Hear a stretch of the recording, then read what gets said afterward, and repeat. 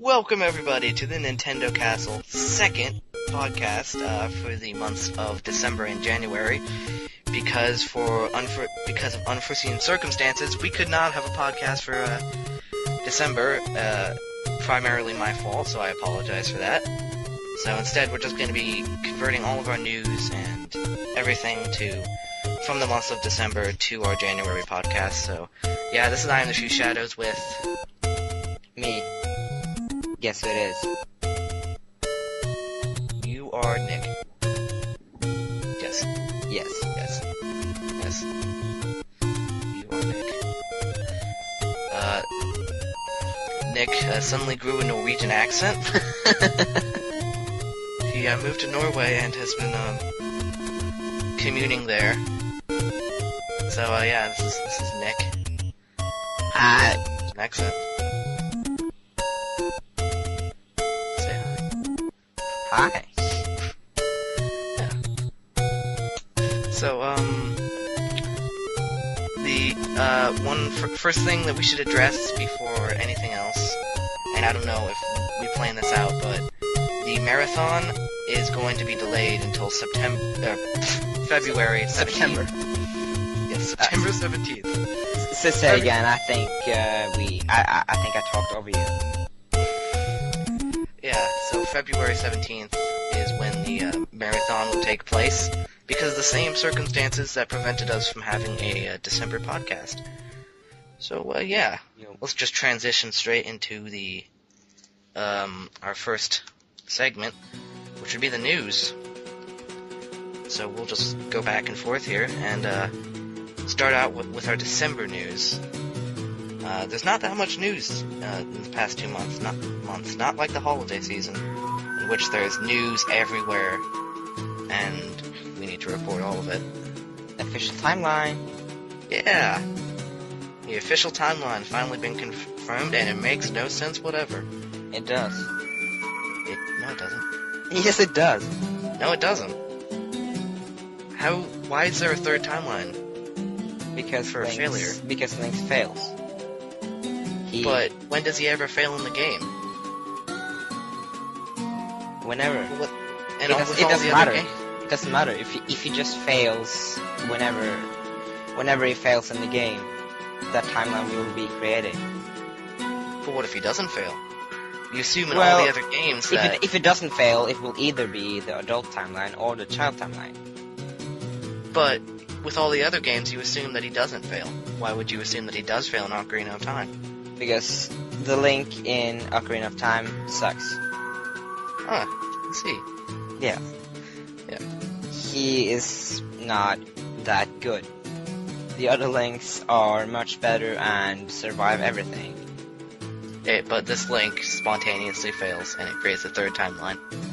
Yeah. But that is if he fails. Well, the only way I could possibly make sense of this is, have you ever heard of the many worlds theory? In which there's a different universe in which every single possible thing that could happen did happen? No. Like there'd be a universe where I would be gay. There'd be a universe where you mean this be gay. You mean this universe? Oh. Good one. Yeah.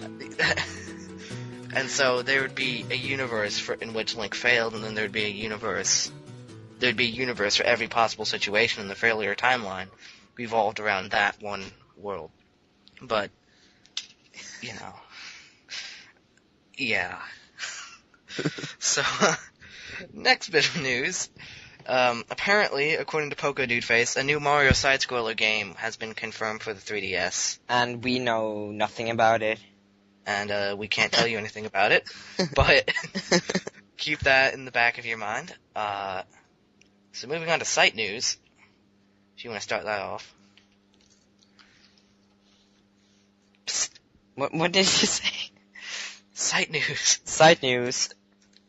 Link8150 has become a new staff member. Yeah, he's going to be a content writer. Yep, and he is starting a new walkthrough for The Legend of Zelda, the original. Yeah. And there's only one other bit of site news left, and that's that, in order to help stop Sopa and Peepa, we participated in Operation Blackout, like every single other site on the internet, pretty much. Not Zelda Dungeon. Or Zelda Universe, and I hate them for that. I just don't like Mossies, period. But, Facebook should have been blacked out. That would have... Yeah. Like, if Facebook did actually make an official statement saying that they were, against Sopa and Peepa. But they should have blacked out to prove it. Yeah, that would have made everyone pay attention to it. Yeah. And currently, I think Sopa has been shelved, which means it's just been thrown away, and Peepa is currently being rewritten. So it wasn't a complete success, but it did accomplish what it went out to do, and that was to spread awareness. Yeah. And it certainly did that. And everyone hates them. Everyone hates Sopa and Peepa now. Yeah. Everything will, like, just disappear. This site will disappear if they go through. So don't let that happen. No. Contact your, congressman today. While, you Europeans out there need to contact your representative or whatever you have there in Europe and, tell them about ACTA, which is a treaty currently being discussed by the European Union, which would have the same effects as Sopa and Peepa. Oh. So, Soap and Peepa are only for America. And, is that what you're trying to say? Sopa and Peepa are only in America, but ACTA is, in the European Union. Well, screw ACTA. I don't know if Norway's not in the European Union, is it? No, it's not. Because, yeah, you when? said these phones. So, yeah, and one last thing, and that is Poco will be starting his Donkey Kong Country Returns walkthrough again. And I may be restarting my Pokemon Snap walkthrough again. So you have to look forward to 3 walkthroughs coming to a neighborhood near you. Yep, and the first chapter of The Legend of Zelda should be out by now. Really? Yeah. Okay. At least by the time we release this podcast. So, yeah. Yep. I think that's all the news there is. There is. Yeah, so let's just move on to the interview. Nope, we lied. No podcast segment for you. Instead, we present to you present to you the Between Segment podcast segment, Who's That Pokemon? We challenge you to find out a Pokemon in first generation, which would be the original 151, with 3 hints. So, yeah, since there's no real way that you can contact us if you get this right, when we reveal the answers, rewards for you can include either a brofist, a high five with yourself, or a cookie.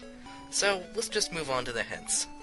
The first hint: 6 of these are found inside of Team Rocket's hideout in Mahogany Town. Hint number 2: until Generation 3, it had the highest base speed of any Pokemon. And hint number 3: feeds off of electricity in the atmosphere. So yeah, and a couple of podcast segments, which might total to be around 20 or 30 minutes, or 10 or 20, or 20 or something like that, we will reveal the answer, and you can grant yourself one of those 3 rewards, because God knows we can't. So yeah, now we have the interview. Ha. And now we're here with the interview, and this time we have a Metroid Master 1914 from Metroid Headquarters, aka Elias. Yes, I'm known as both of those names in different places. I actually had to think for a millisecond not to call you Elias. I'm ashamed of you. And as am I. Also, I'm Iamthefusedshadows and Emhave. Emhave. Yeah. So let's just get started then. So Elias, why did you decide to start Metroid Headquarters?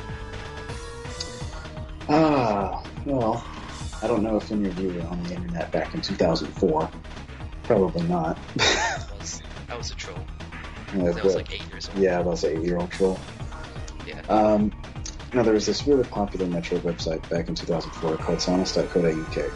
And this was around the time Samus.co.uk. And this was around the time when Metroid Prime 2 was about to come out. So, internet started to catch on in popularity with teenagers. I was 14 at the time. And, I'm flocking to the internet for any information I can find from Metroid Prime 2. I get involved in the community, I start hanging out with people, and all the cool kids are starting to run Metroid sites, so I figured, why not me too? And it probably would have died with the rest of those sites had I not been banned from that Metroid website for the various stupid things that I did. But because of that, I took some time to focus working on MHQ, and it turned from a forum only to a website, and started doing all sorts of stuff. Affiliations got as popular, and it somehow turned into a major Metroid website. So that's how that happened. Sounds good. So, what is your favorite Metroid, Zelda, and Mario game? Any favorite Pokemon generation as well? Favorite Metroid game, Metroid Prime. It was the first one I played, got me into the series, and yeah. Zelda. Like Ocarina of Time. Zelda, like, yeah, it is the Ocarina of Time of the Metroid series. That's how I tell it to Zelda fans. Zelda. One everyone's played. Yeah. Zelda is pretty close. Obviously, you have Ocarina of Time, and I'm pretty sure that was the first Zelda game I played as a kid too. But I really, really liked Twilight Princess as well. So I'll just say both of those for now. Favorite Mario game? I don't know. Mario Kart, one of those. Okay. Nice. And Pokemon generation. You can't beat the first generation, man. I mean, some of the other ones have been pretty good. Johto was cool. I like Sinnoh. Third and fifth generation are pretty much Chernobyl accidents to me. But, yeah. The third was pretty good. I didn't... See, when I was a kid, or when Pokemon was popular back in 1999, I was into Pokemon, and then it started being uncool, right? So then I started not liking Pokemon, and then by the time I got back to it in late high school, the fourth generation was already here. So I just totally skipped the third generation. So that's probably why I don't like it that much. But yeah, first generation all the way. Do you like Mudkips? Of course. Anything you would be especially interested in seeing in any future Metroid game? A lot of things. I think the consensus with the fans at this point in time is to have a side-scrolling Metroid game for the 3DS that's kind of like 2.5D, where it's side-scrolling, but there's depth of field and 3D models being used and everything. You know what I'm talking about? Yeah. I think that would be something I would be especially interested in seeing in a future Metroid game. Would it be like New Super Mario Bros. Wii? Or... Yeah. Based on the footage I've seen of that game. Sort of like, except without the multiplayer co-op. Yeah. That would just be fail on Metroid. So, are you satisfied with the direction Metroid is heading? How about Zelda? Well, the last Metroid game that came out was Metroid Other M.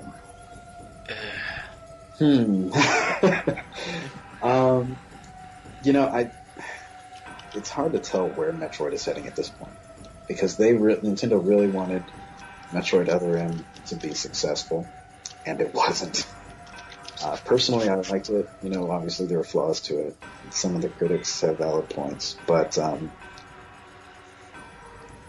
it really depends. I mean, obviously one of the most successful Metroid games.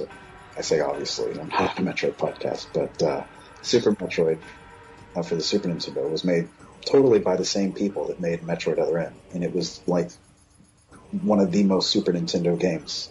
One of the most successful Super Nintendo games One of the most super Nintendo games. Works too. That works too. I take it back. It was one of the most super Nintendo games ever.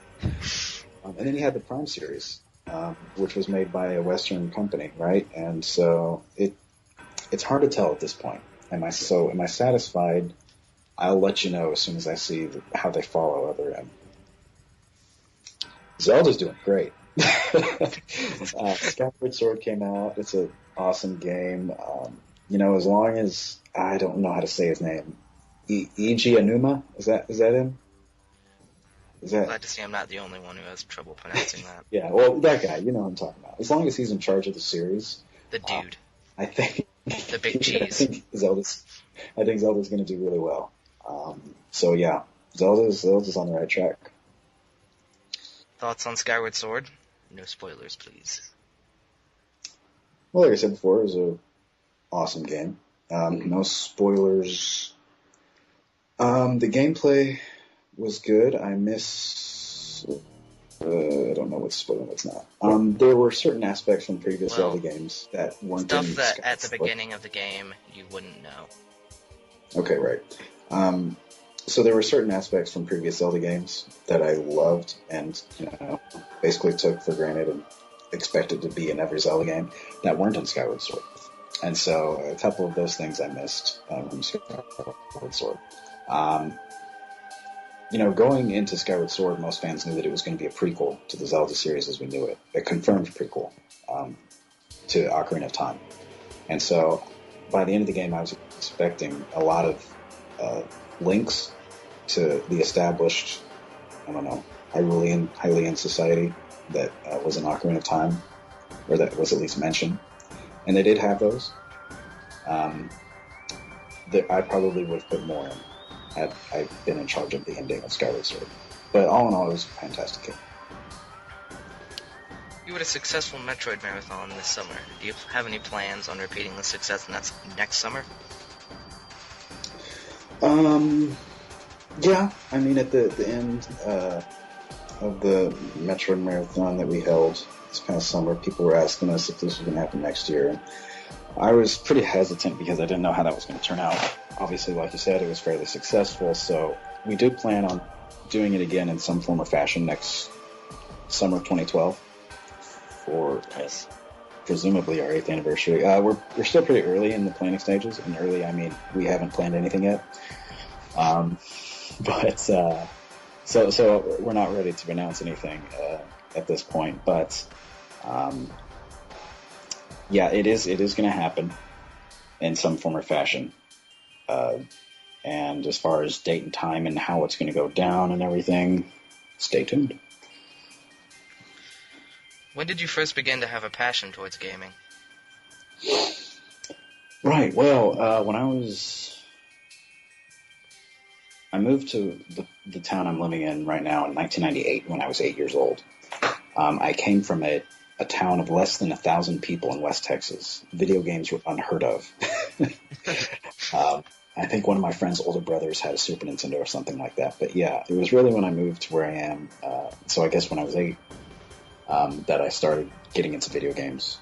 And actually, the first video game I got into, I think, was Pokemon Red or Blue, one of those. Nice. And yeah, Game Boys, Nintendo 64, stuck with Nintendo the whole time. And so, yeah, that's how that started right there. If you could found a website based off of any other thing in the world except Metroid, what would be its primary theme? Based off of anything?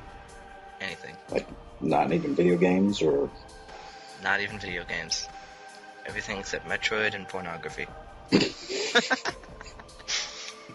Dang it, no.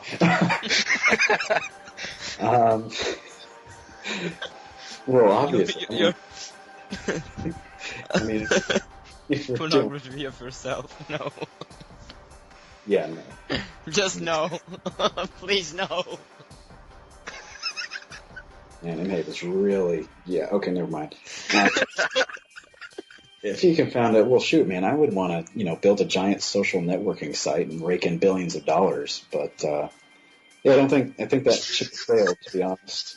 So, Yeah, I have a couple of other website ideas in the that are works that are on paper, but until MHQ is pretty much self-sufficient, where I don't have to daily be on top of things, those are pretty much going to stay on paper. So. I think Emhave has a question for you. Does he? Yes. This is a question I'm pretty much wondering about all the time. How is it having a Norwegian working for you? It is horrible, let me tell you. It is one of the worst things I've ever experienced in my life.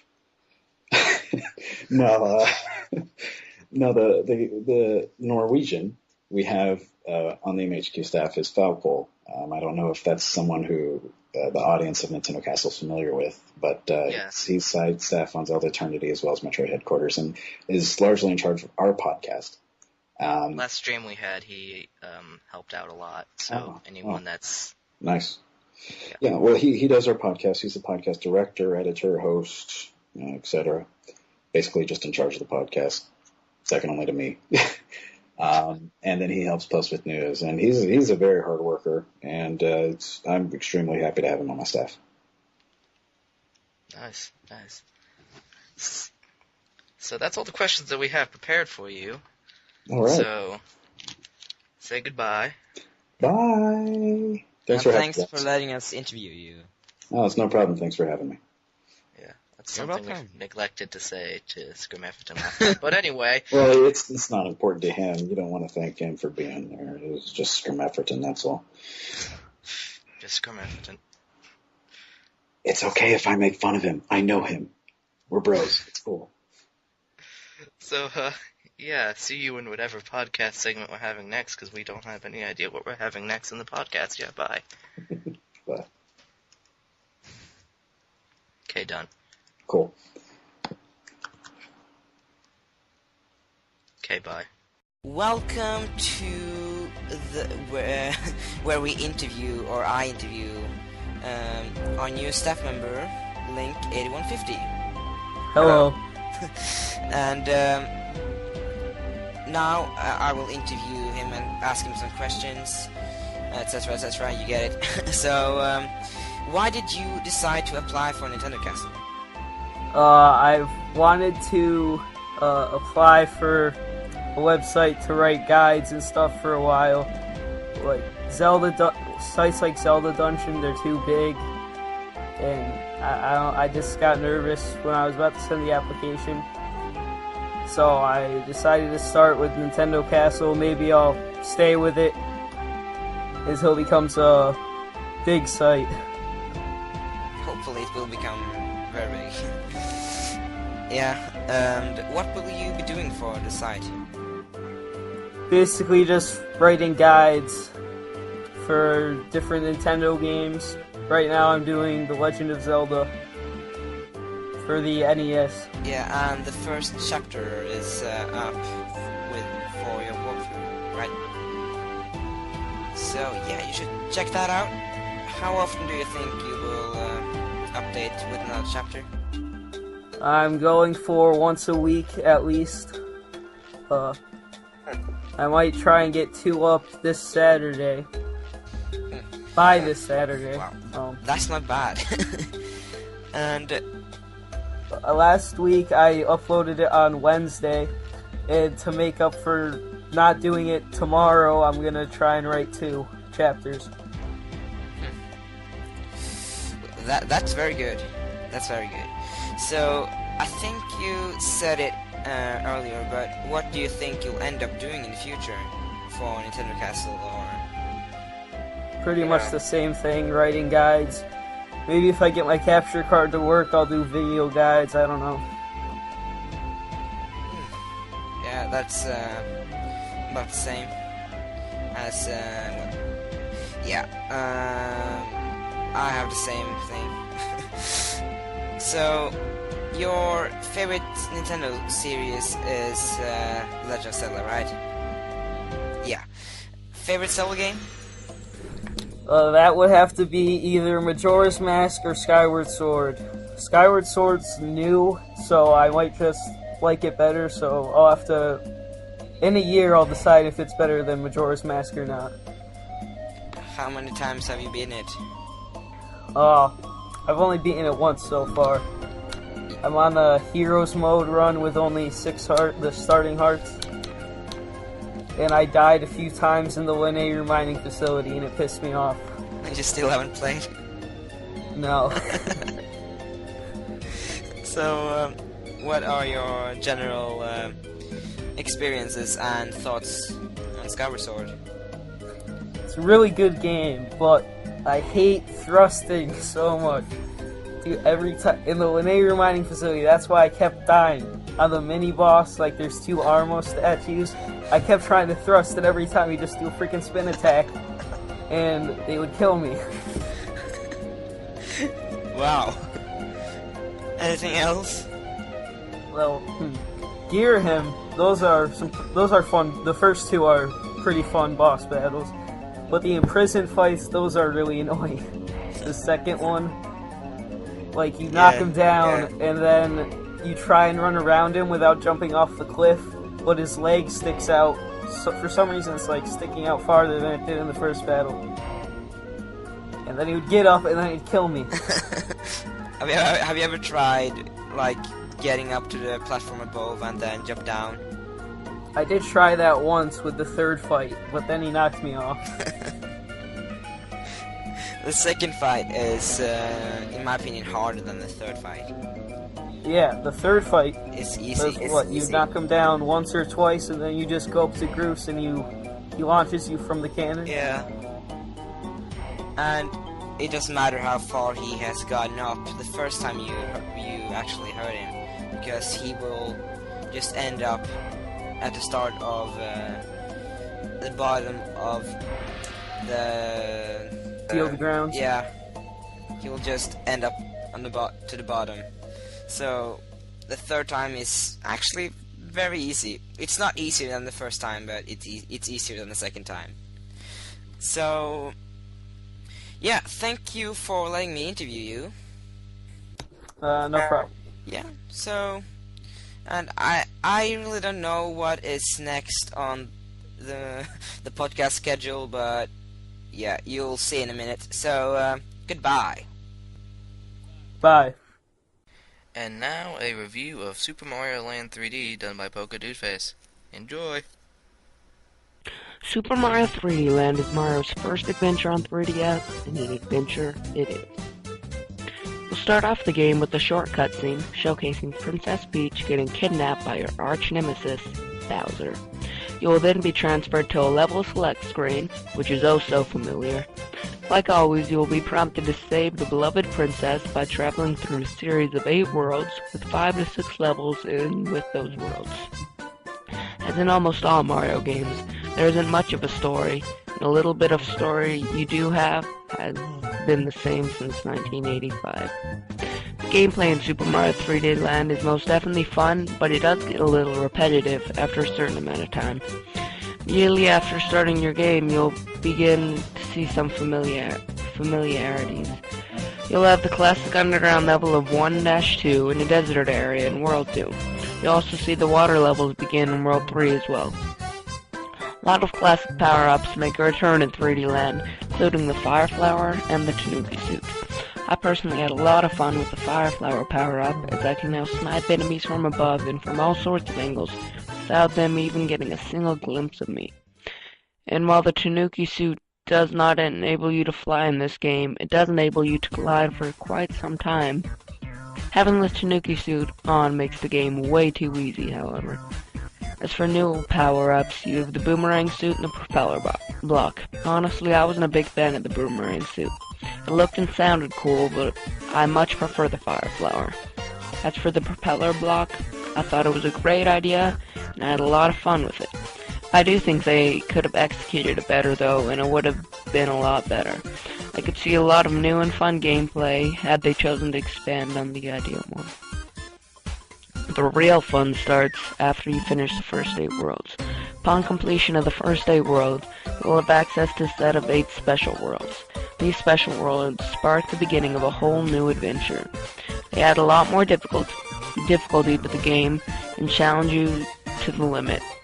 challenges such as beating levels in 30 seconds or avoiding Phantom Mario as he chases you. While the special worlds really are just variations of their regular counterparts, they really do add a lot to the value of this game. I found the controls of this game extremely simple and very easy to use. Mario has very basic and familiar moves. These include running, jumping, side jumping, wall jumping, fireball shooting / boomerang, throwing / tanuki tail smacking. And I've heard that a lot of people have had problems with these controls, but they've always worked just fine for me. The visuals in this game look gorgeous and fit the theme perfectly. As all Mario games are, the graphics are very colorful, and everything stands out very clearly. The background fits the stage very well, and everything just has a lot of details. The one thing I did notice, however, is that the game does look kind of pixely. I think they could have smoothed it over a little bit. Nevertheless, I don't think Nintendo could have chosen a graphic style that fits this game so well.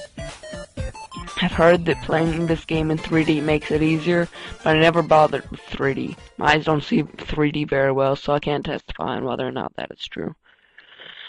Overall, Super Mario 3D Land is one of the very best games on 3DS, and I would recommend it to hardcore and casual gamers alike. The graphics look great, and the gameplay is fun and addictive. So if you're bored with all your games and you want something you can pick up and play, Super Mario 3D Land is an excellent choice. So before we move on to the last couple segments, if you remember correctly, about 20 minutes ago, we revealed the 3 hints for the Who's That Pokemon challenge, and I'd like to reveal that the answer is Electrode. So, yeah, Electrode, the red and white explodey thingy. Yeah, that's always smiling or smirking. Yeah. So, next segment. Yay. Welcome back, everybody, from whatever podcast segment you just got here from with, and this is Iamthefusedshadows, just like normal, because I'm pretty much in every podcast segment, and my compadres, Emhave, Sup? and Pocodudeface. Hello. We're going to be doing a little different this time around, because Zelda is a Nintendo game, and since we're very much a Nintendo site, the buzz about Skyward Sword is still very much alive in our hearts. And me and Pocodudeface just recently finished, or I just recently finished Pocodudeface. I don't know about him. You did. So, okay, good, that's always helpful.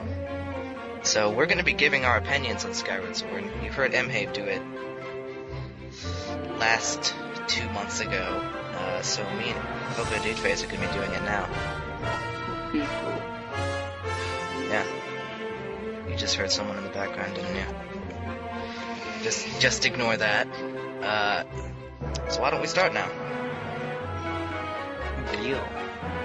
Okay. Yeah. So let's start with the controls. What do you think about the controls, Poco? When I first started out, the controls, the Wii Motion Plus, it was very touchy and it was hard to move exactly, and I always found myself, when I tried to move right, and then I'd move back left, it would always catch it in the opposite direction, and ended up a lot of enemies blocking me, but towards the end of the game, I got more used to them, and kind of grew on me. Yeah, same here. At the very beginning, I was kind of like, what the F? Running around, derping around. Controls were rather touchy. I needed to realign them every 30 seconds. But towards the end, when I got used to it, worked like a charm. And that's very good. They were very precise for the most part, especially during flying. So, what do you think about the graphics? The graphics, honestly, they match the game perfectly. At the very beginning, it was amazing, just the feeling, just the whole graphic feeling was so colorful with Zelda. At the beginning, it really caught me. I was really liking them. I still like them now, but when I first started the game, I was in love with the graphics. Reminds me a lot of Wind Waker. It's so colorful and happy and joyful. Yeah. Adds a certain mood to the game. So yeah, I was a big fan of the graphics as well, especially how they sort of incorporated Twilight Princess and Wind Waker into the graphics in Skyward Sword. It was just phenomenal. Yeah. So let's move on to gameplay. What do you think about the dungeons? Honestly, once the first dungeon of the game, I was kind of like, this is okay, it's not the best, but after the second dungeon and every dungeon after that, I knew that they were good. And the sixth dungeon, yeah, is my favorite dungeon out of any Zelda game. Fire Sanctuary. Fire Sanctuary. Oh. So yeah, I loved it. Why did you love it so much? Fire Sanctuary, I don't know. I've always liked the Fire Temple after enough time. Not been my favorite, but I don't know, Fire Dungeon, just the second dungeon in that game is probably also one of my favorites. Earth Temple, I believe. It was also a Fire Dungeon, I don't know why it's called Earth, but I don't know, Fire Dungeons are just really cool for me, and that one is just over the top. Yeah, I really love the dungeons. They had a lot of unique gimmicks that weren't really in your face. Let's see, the fourth dungeon was especially my favorite. The Ancient Cistern. Favorite of all time. Yeah, me too. Definitely. I thought when I walked in there and I saw it was a water temple, I was gonna thought I would be rage quitting all day because Ocarina of Time was not a very good experience for me. I didn't think I would like it either, but no, it's and it was based on a children's story for Buddhists. So, have you heard of that story? No, I haven't. No. I haven't, no. But yeah, the Ancient Cistern, I liked it, but it was actually one of my lesser ones. I don't know why. I've heard that it's like everyone's favorite, but I don't know why. It just didn't really click for me. Well, I just incorporated so many ideas into it and just executed them so perfectly. I just loved it. The first few temples weren't that great, but Earth Temple was good. Yeah, I like the Earth. But short. yeah. Yeah, I noticed that all the dungeons were a lot shorter than Twilight Princess. Well, it keeps everything flowing. Yeah. I was never too bored during a dungeon. Yeah. All dungeons are actually really short. If you know how to do them. Yeah. I think I used 2 hours on Skyward Temple my first time, and my third time I used half an hour. So I spent a really long time on Skyview Temple, and all the ones after that, Yeah. I just breezed through. Yeah, I was enjoying the game. Like it was my first day, and I had just been playing for 7 hours, just enjoying the game. I know. And yeah. But the second day I played a little bit faster, but I was still enjoying the game. I think I was stuck at Elven Volcano for an hour, and I never got tired of just running around in Elven Volcano, not knowing what to do. Yeah. So, what about the bosses?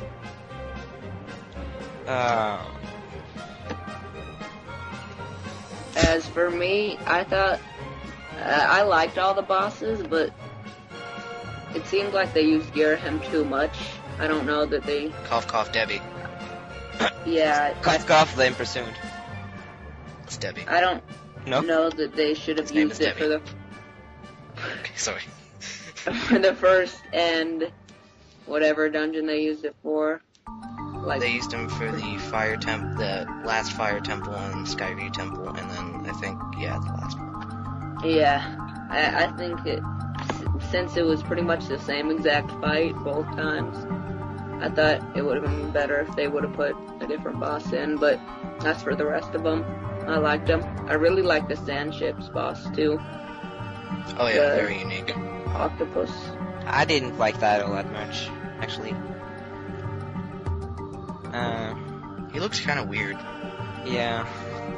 Yeah, I just liked how you had to run out of the ship and it wasn't just... Yeah, that was awesome. That was room.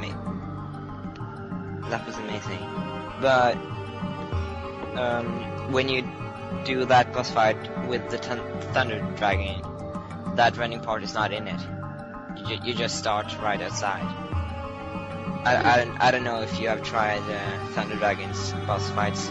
Yeah, I did. Have you? To get the Hylian shield. Because you can't fight the final boss without the Hylian shield. It's just... Yes, you can. You can fight it without a shield. Well, I know, but it's not how I do things. Okay. So what do you think about the exploration aspects of the game? I was exploring the game so much. I've heard people being too... Like, the story was so amazing that they just wanted to progress right away and not explore anything, because they were just wanting to see how the story continues and just see how the game continues. But I was actually doing a lot of side quests, and I could just go a day around without actually doing anything. I spent multiple days just derping around and doing side quests. Yeah, I didn't really do that. I got minimal side quests done. I just was really caught up in the story and I really wanted to progress and see what happened. So you can do it either way, and the great part about it is either way is fine. Yeah. So one thing I want to say is the part where you drive around in a boat with the time shift crystal inside it. Oh yeah. That part was just freaking awesome. Yeah. I love Yeah. that. I've always done that part in the middle of the night. Always. So how do you think the okay, what? Huh? What do you guys think about the difficulty of the game? I personally found that, well, I'm a reckless player, so I died like 20 to 30 times throughout the whole game. And, so I just die until I get it right, but I found that the puzzles, I always knew what to do, but sometimes executing it was difficult or kind of harder than just figuring out what to do. But overall, it wasn't too difficult, but it was entertainingly difficult. I think it was difficult, more difficult in the beginning than in the end, because you didn't know how to use the controls that good. I know that the first Kirin fight, I almost died at it for my first time. I did die in the first Gearing fight. So did I. I was close. I don't know who Gearing is, I only know Debbie. Okay. Debbie. Too bad. Okay. And I think I died. The first time I died was that giant rock in Earth Temple. You know, that just comes out and... You have to run away from it? Yeah. Did that kill you? Yeah, instantly? I didn't die on that. The game reset the camera so that I saw the rock behind me while I ran. So I had to reset the camera, and then it was too late. And yeah. Yeah, I found the difficulty to be a good balance between being extremely hard and being easy enough for small children to play and be good at. And I wish the bosses were harder, but personally I think the difficulty was fine where it is. The bosses were pretty easy.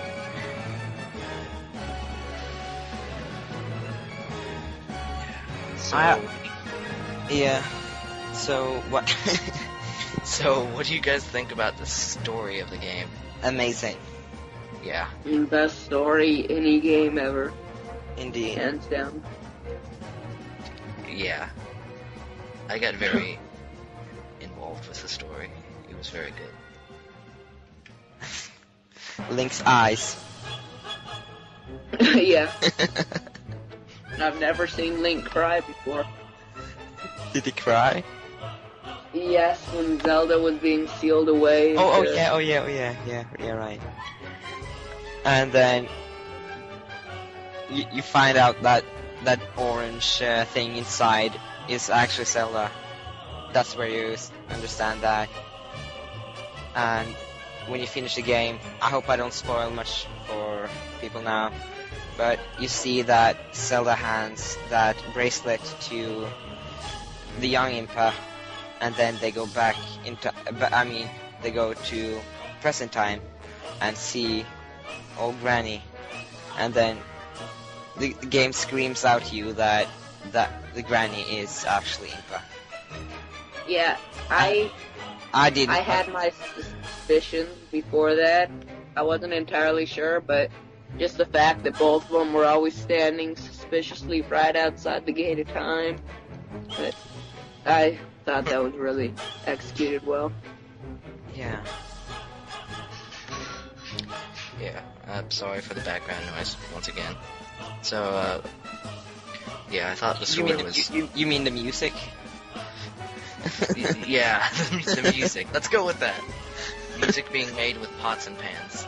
Yeah. No, I meant we are adding music afterwards. So when you say background noises, you mean music. That's Speaking of music, what did you guys think about the music in Skyward Sword? awesome. I got the CD and I listened to it like every other day. I loved it. Yeah, the music was amazing. And the music fit very well with all the dungeons, especially the Sunship. Oh, yeah. It just fits so well. What I find weird though is that, you know how in Twilight Princess and Ocarina of Time and Wind Waker, there have always been tracks which have stood out as just phenomenal, just completely awesome. There were none of those tracks in this game. Like, for instance, Gerudo Valley theme or the great Ocean theme, Song of Storms. I didn't find any of those tracks in this game. No. Sorry, continue. Well, speaking of music, I don't know if this is really on topic, but the way Link plays the harp, you have all those songs, but you're not actually playing them. You're pressing A and strumming, and it automatically plays whatever your song. I thought that was kind of lame. Yeah, I agree. I agree on that. So, I mean, like, Song of Storms, you're actually playing it. All of these songs, I mean, I don't even remember any of the names because all I did was press A and swing. I thought the harp was very meh. Very disappointed by it. I thought it could have been cool if you actually played the harp and stroked notes, but it just wasn't executed well. You see, what I thought they would do is they would have a harp on the screen, and you would, like, move your Wiimote around and strum the individual strings. That would be cool. But instead they just had you wave the Wiimote back and forth in a certain pattern, which was pretty disappointing. So, what is your favorite soundtrack in the game? Or favorite music? Favorite, you know? I'm gonna have to say for me, the, I don't even know, either the Bizarre theme, which is really weird for for me to say that. Or the sky theme, like when you're flying on your loft wing. For me, it's Lanayru's Sandsea. Oh yeah, that was Oh, that's pretty good. That coast, you know, when right before you meet up with that captain in the boat, that place, that music, that is amazing. That's my favorite music. My favorite piece of music was at the very beginning when Zelda's playing the harp and then she's singing with it. I thought that sounded really awesome. I think she's playing the Ballad of the Goddess, but She is, I think. The total theme for the game, the Ballad of the Goddess, was also one of my favorites. yeah, I thought Zelda singing with it too sounded really cool. When Fee sang, it was kind of not as cool, but when Zelda sang... She was creepy when she sang. Yeah, and the expression on her face was just like... Completely emotionless. Her mouth is just, is creepy me. Yes. I'm glad I'm not the only one who thought that.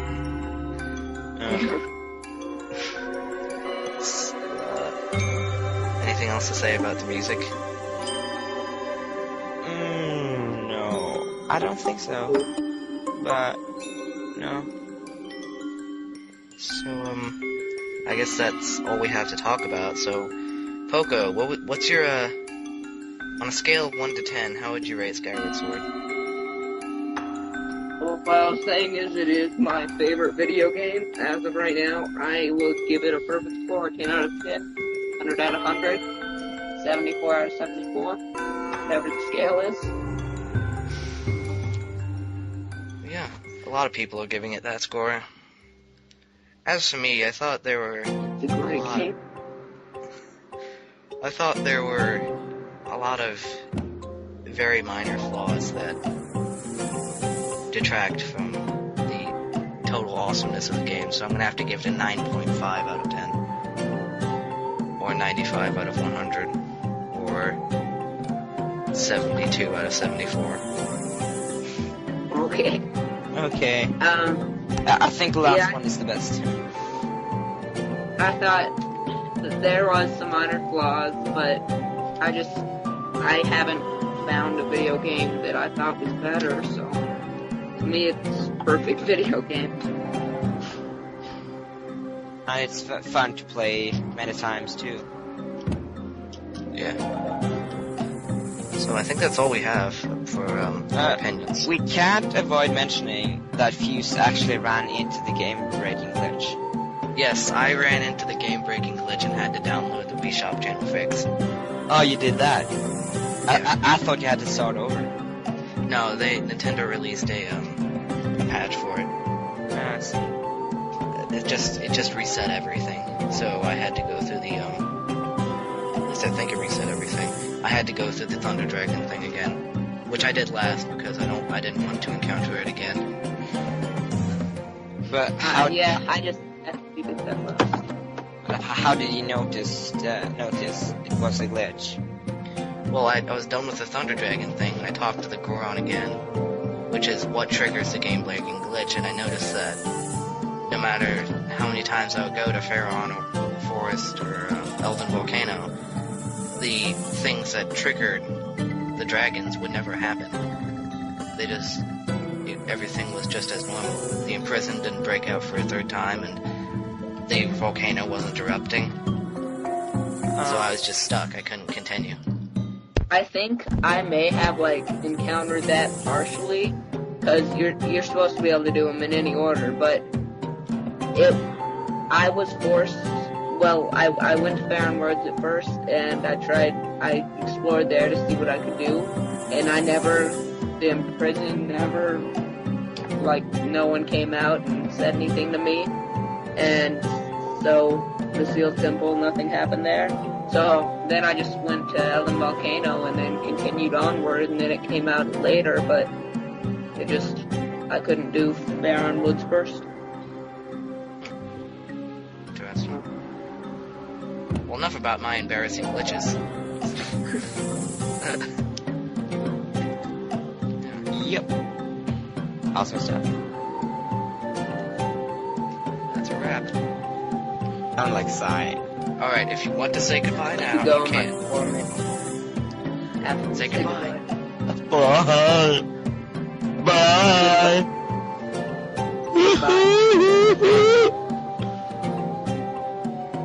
Wait, we haven't talked about favorite character. Nope. We have to do that. Do we? Yeah. Oh, Tangle. Not Tangle. Yeah, Tangle. Tangle, definitely Tangle. Zelda. Tingle. Tingle, yeah. Tingle wasn't even in this game. It's, Beetle. Beetle's definitely my favorite. That guy on Fun Island was awesome. That guy was weird. He was awesome. I don't Yeah. He was awesome, okay? Don't make Minigame fun was of him. fun, but I found the guy creepy. I hate Yeah, clowns. I know. Clowns creep me out. And that's what awesome. That's what is awesome, you know. Clowns creep me out. I don't like clowns. Clowns. He's a clown. He is. Pogo just leaves. So, anyway, this is the ending of the Nintendo Castle second podcast. So, yeah, thank you to everyone who was on the podcast. Thank you to Elias for being our special interview guest. Thank you to Shigeru Miyamoto for making Skyward Sword, and Oh yeah. He made it all by himself. yeah, totally. You gotta thank Nintendo. Yes, thank you Nintendo for giving us something to make a fan site about. Yeah. So this is, yeah, bye. Say bye now. Bye.